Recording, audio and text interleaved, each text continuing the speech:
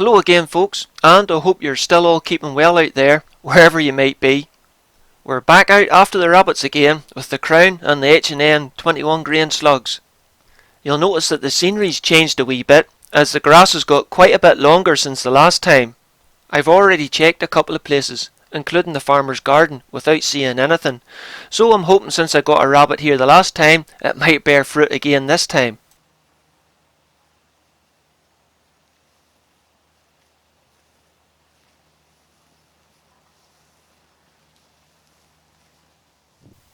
I know there's still rabbits here, as there's still plenty of sign about, but they're probably hunkered down in the long grass, keeping still and quiet while they watch me walk by.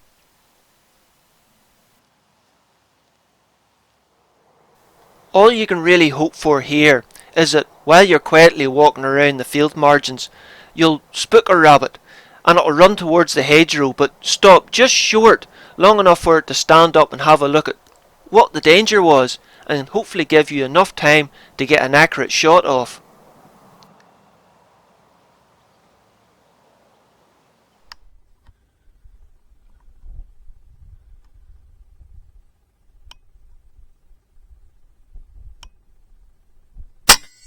Much like that.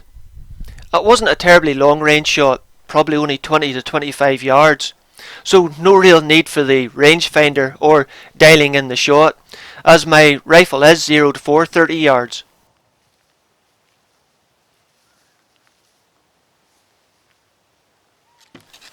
Looks like I hit it at the top of the neck.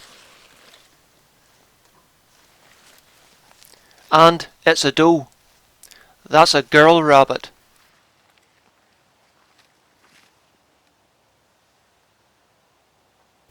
The amount of people who ask me why I squeeze the rabbits' bellies. Well, it's basically to empty the rabbit's bladder of any urine before I put it into the game bag. Otherwise, while I'm walking around the fields, it'll slowly leak out itself and make a bit of a mess in the bag.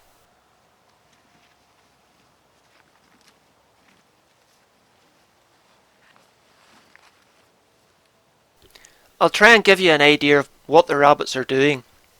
I don't think this showed up terribly well in the video, but you can see these spots where the long grass suddenly falls away to these short baldy spots. This is where the rabbits are coming out and feeding. Yeah, I know what you're thinking.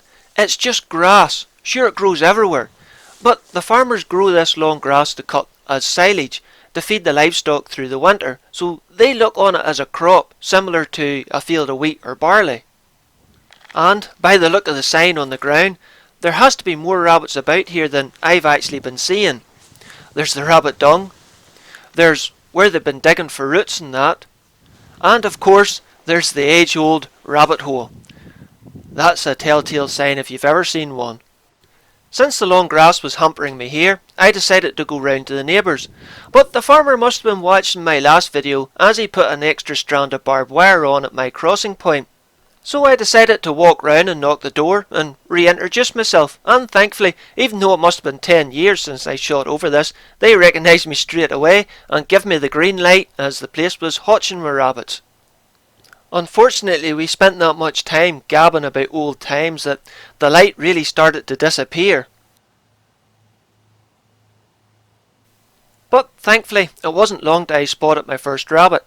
It wasn't very far away, but I had to close the gap a little to allow for the contours of the ground and get a clear shot off.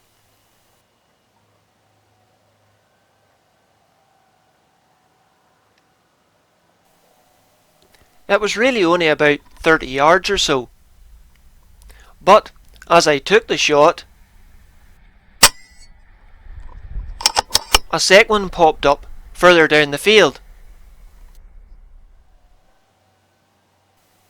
So I quickly ranged it at about 65 yards, which on my setup is 19 clicks of elevation.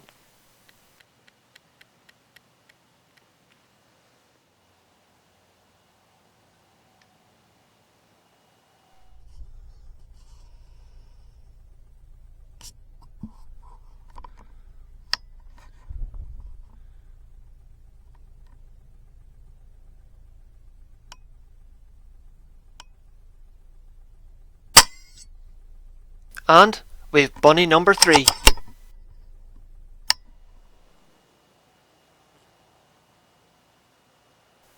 While I was dandering down the field to pick up the 2 rabbits I just shot, I give the bottom of the field a bit of a scan, and sure enough there was 1 or 2 rabbits sitting out watching me. So I decided to meander my way down to see if I could get close enough for a shot. Now, the rabbits already know I'm here, and there's next to no cover between us, so I just tried the walk-up approach, as I noticed the farmer walking about the field earlier, and the rabbits paying next to no heed to him. But unfortunately, once I just got within about 50 yards of them, they decided they had seen enough and hopped into the hedge away from me. But after a wee bit of a scan, I noticed another one to my right, so I made a beeline for it.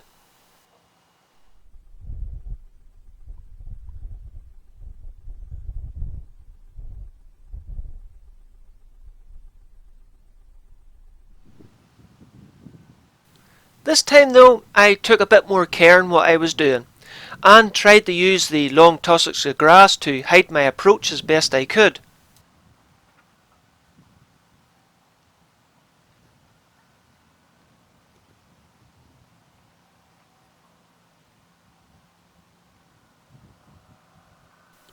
I managed to get myself within 50 yards, which on my little range card was 9 clicks.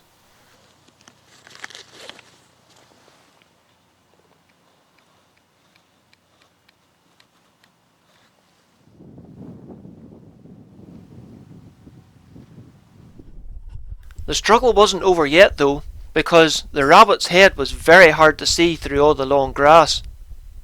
So I had to move myself a wee bit to try and get a clearer shot. Then give the rabbit a little lip squeak to catch its attention.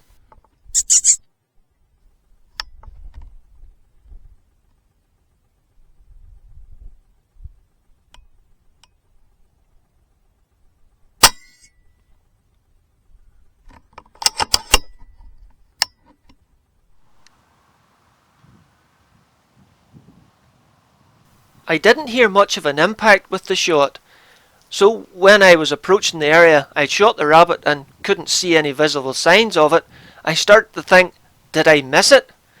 But then, yep, finally found it, lying down in the weeds.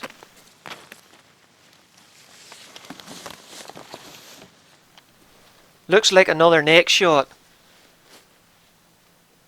Must have took out an artery by the looks of it. And it's another buck, but he does seem to be running on the spare.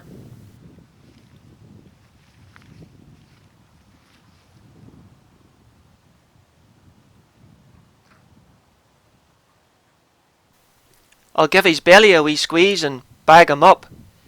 I wonder if I should put that in a t-shirt or something.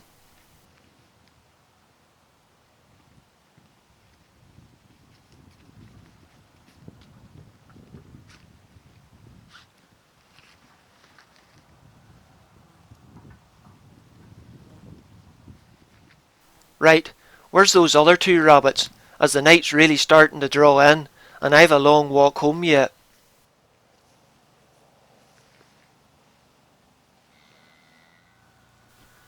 Looks like a nice shot to the base of the ears. And I actually think it's another buck rabbit, but he must have been right and busy because his fun bags look well drained, hey.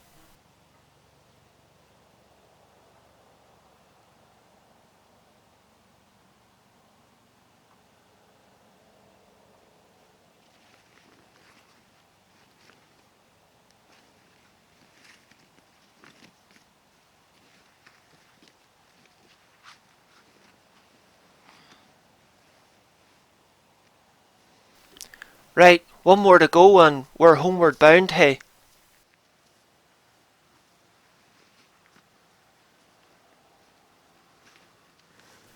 Looks like a headshot on this side, but a neck shot on the other side. And I think it's another young doe rabbit. Again, we'll give it a relaxing belly massage and then a quick flick to remove all that congealed blood before I put it into the game bag.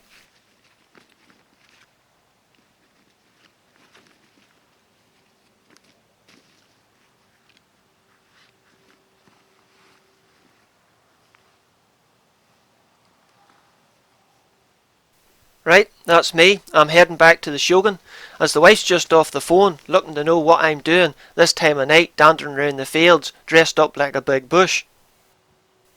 Well, that's 4 rabbits less for the farmer to worry about, and a bit more rabbit meat in my freezer. Plus it was good to renew an old permission like that. And, all been well, I'll be back again. But, until then folks, look after yourselves and take care, hey.